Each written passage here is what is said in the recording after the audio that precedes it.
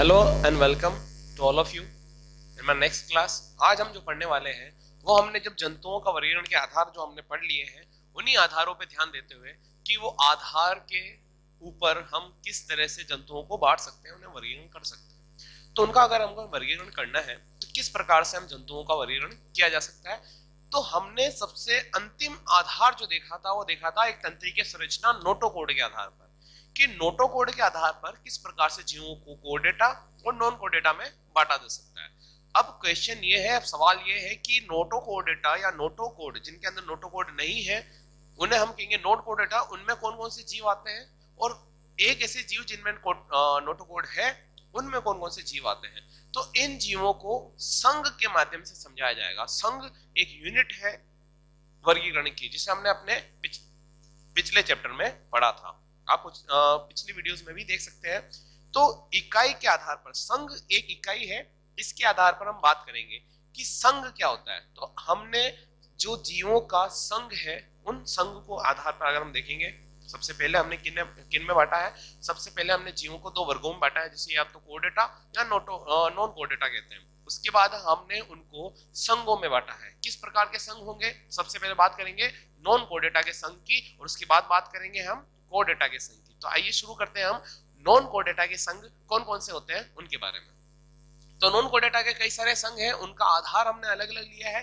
किन किन आधारों पे हमें बांटा गया है देखेंगे हम। सरल से जटिल की तरफ चलेंगे हम कि सबसे सरल प्रकार के जीव कौन से हैं और सबसे जटिल प्रकार के जीव कौन से हैं। इनमें हमने एक या दो नाम लेके आधार 6 या 7 आधारों को लिया है जिन्हें हमने पिछली वीडियोस में देखा है। ये सातों आधार एक साथ लेने पर ही आगे काम करते हैं। किस प्रकार से होते हैं कि आप संगठन का स्तर क्या है, क्या वो कोशिकाओं से बने हुए हैं, क्या वो ऊतक से बने हुए हैं, फिर उसके बाद उनमें क्या सम्मिति है, या उनके अलावा उनकी बात करें कि क्या उनमें देह हुआ उपस्थित है, जन्म अगर जनन स्तर है तो वो कौन सी है, क्या उनमें जनन स्तर 2 है, 3 है या उससे ज्यादा है। ये हमने जो बात की है ये सारी बात हमने अपनी पुरानी वीडियोस में की है, उसी आधार पर हम आगे वर्गीकरण करेंगे। सबसे पहला वर्गीकरण अगर हम देखें संघ का तो वो संघ है संघ पोरीफेरा। संघ पोरीफेरा। अगर आपको किसी भी संघ किसी भी जंतु के संघ को समझाना है तो उससे सबसे पहले उस नाम का अर्थ देखो, उसके बाद की बातें बाद में है, पर सबसे पहले उसका अर्थ देखो कि पोरीफेरा का मतलब क्या होता है। पोरीफेरा का मतलब होता है छिद्र युक्त प्राणी। छिद्र युक्त प्राणी,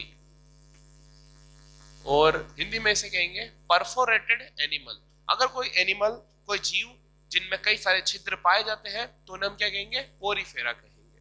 तो सर ठीक है, इसका अर्थ हमने जान लिया। अब इसके आगे क्या क्या पढ़ेंगे इसके बारे में।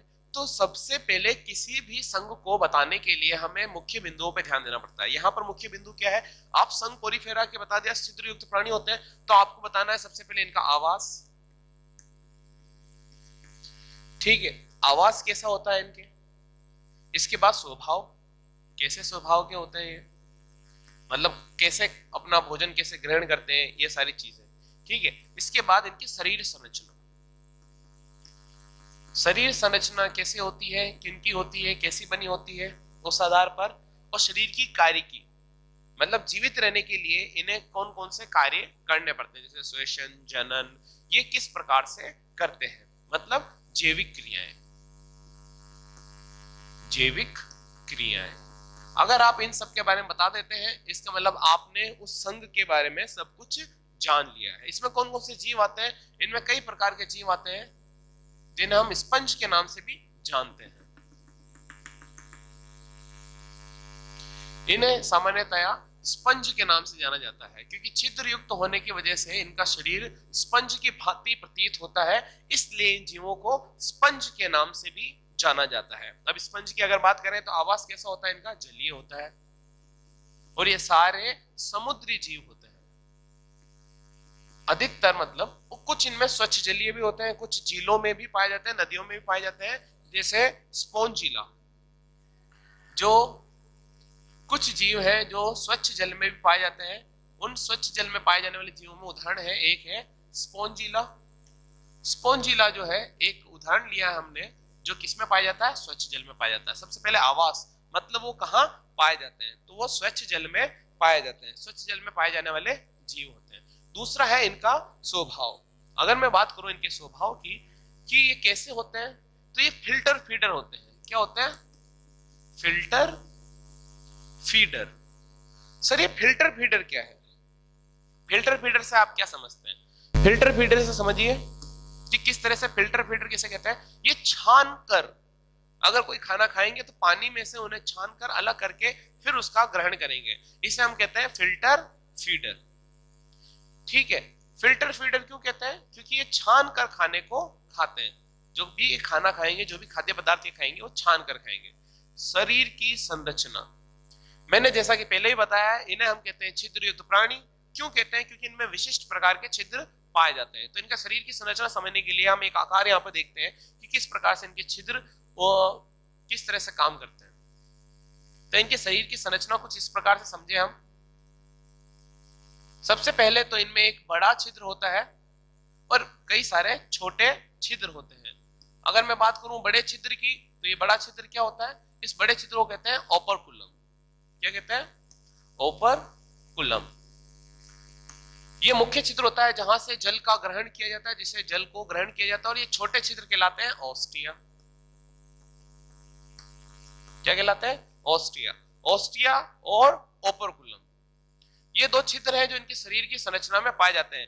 ये छिद्र ही इनके शरीर संरचना का मुख्य भाग है। और इनके बाद इनका दूसरा मुख्य भाग है इनके में पाई जाने वाली कोशिकाएं। अब इनमें में पाई जाने वाली कोशिकाएं कौन कौन सी होती है उसे भी हम समझेंगे, पर उससे पहले इन छिद्रों के बारे में समझ लेते हैं। ओपरकुलम से जल प्रवेश करता है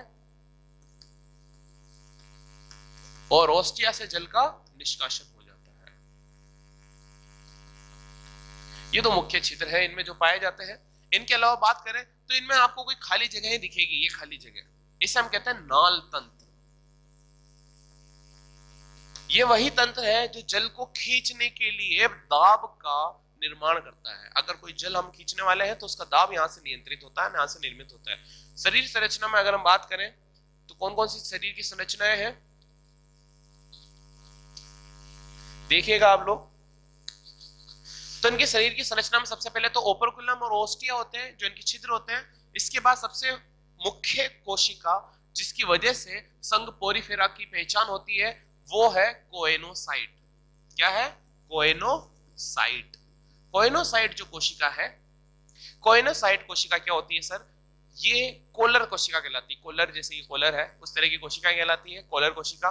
देखिए कोलर कोशिका क्यों कहते हैं? क्योंकि ओपरकुलम के जस्ट पास में होती है, यहां पर स्थित होती है। ये किस प्रकार की होती है सर? इसका उदाहरण दीजिए। ये इस तरह की होती है कोलर कोशिका। कोलर कोशिकाएं होती है, इनमें जो ये फ्लेजिला लगा हुआ है, ये फ्लेजिला क्या काम करता है? खाद्य पदार्थों को अंतर्ग्रहण का काम करता है। उसके साथ साथ ही जो जल का दाब है उसका निर्माण का भी कार्य करता है। तो जल का दाब बनाना, इसके साथ साथ में क्या करना, खाद्य पदार्थों को ग्रहण करना, ये सारा काम किनका होता है? कोएनोसाइट या कोलर कोशिकाओं का होता है, जो इनकी मुख्यता है। इनकी सबसे इंपॉर्टेंट चीज है कोलर कोशिकाएं। जिनमें भी कोलर कोशिकाएं होंगी वो पोरिफेरा संघ के सदस्य होंगे, कोलर कोशिका। इसके बाद मैंने कहा था आपको जैविक क्रियाएं। जैविक क्रियाएं, अगर मैं जैविक क्रियाओं की बात करूं कि कौन कौन सी जैविक क्रियाएं करती हैं, तो ये सभी करेंगे। ये जनन भी करेंगे। तो जनन कौन कौन से करेंगे सर? तो जनन दोनों करते हैं। ये अलैंगिक प्रकार का जनन भी करते हैं और लैंगिक प्रकार का जनन भी करते हैं।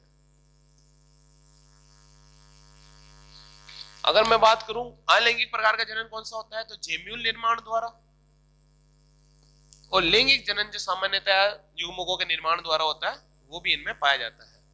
ठीक है, और ये पाचन करते हैं और इनका जो पाचन होता है वो बहिकोशिकीय होता है और अंतःकोशिकीय भी होता है। तो इनमें सामान्यतः पाचन अंतःकोशिकीय पाया जाता है। अंतःकोशिकीय पाचन पाया जाता है।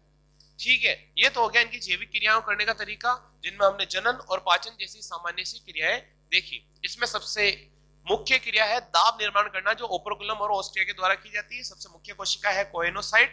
ये इसके मुख्य लक्षण है और इस लक्षणों के आधार पर हम इन जो जीव है उन्हें वर्गीकृत कर सकते हैं। अब मैं बात करता हूं, जो हमारा एक पॉइंट था इसके बारे में कि संघ के बारे में जानना। दूसरा पॉइंट देखिए, जो दूसरा पॉइंट है कि हम किस प्रकार से इन जीवों को वर्गीकृत करेंगे। तो जो वर्गीकरण के आधार थे वो वर्गीकरण के आधार हम बाद में लिख सकते हैं या उनके आधार पर नहीं वर्गीकरण कर सकते हैं। तो वर्गीकरण के आधार जो हमने पढ़े हैं उनको एक एक करके काम करते जाएंगे। जैसे सम्मिति, सम्मिति में कैसे होते हैं? असम्मितीय होते हैं,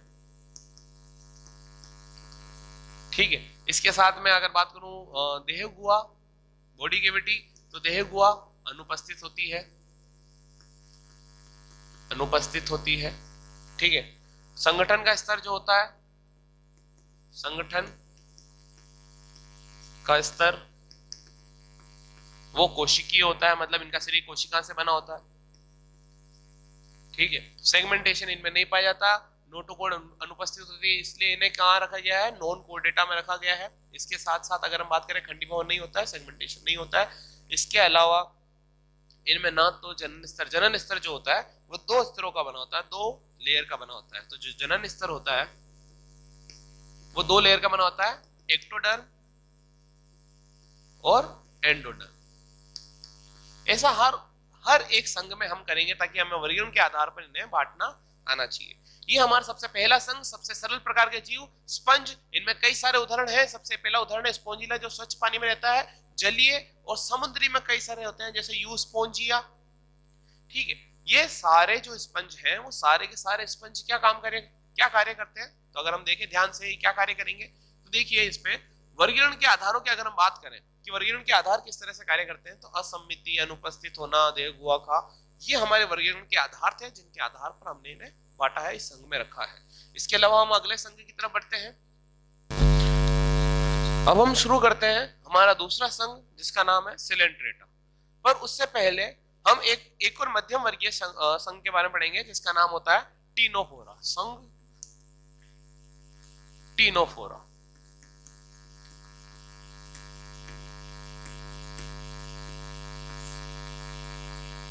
पोरीफेरा के बाद संघ सिलेंट्रेटा आता है जिसको हम पढ़ने वाले हैं, उसके बाद टीनोफोरा आता है।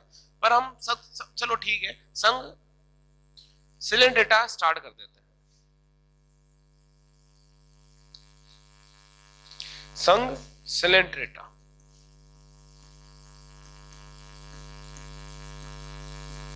इनमें भी हम वही वाली चीजें पढ़ेंगे जो हमने बाकी में पढ़ी थी। मतलब इनका आवास कहां से होता है, आवास कैसे होता है, इनका सभी का जलीय होता है।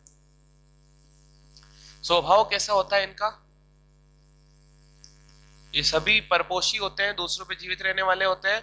और ये कैसे होते हैं, ये शिकार करके खाते हैं, शिकारी प्रवृत्ति के होते हैं, ठीक है, परपोषी होते हैं। संरचना, इनका शरीर जो होता है उत्तकों से बना होता है, उत्तक के आधार पर होता है, ठीक है। सबसे पहले इनका नाम सिलेंट्रेटा, ठीक है। सिलेंट्रेटा कैसा पड़ा इनका नाम, सिलेंट्रेटा नाम इनका कैसे रखा गया? तो इनमें एक स्पेशल सी स्ट्रक्चर होती है जिन्हें हम कहते हैं दंश कोशिकाएं, कोशिकाएं।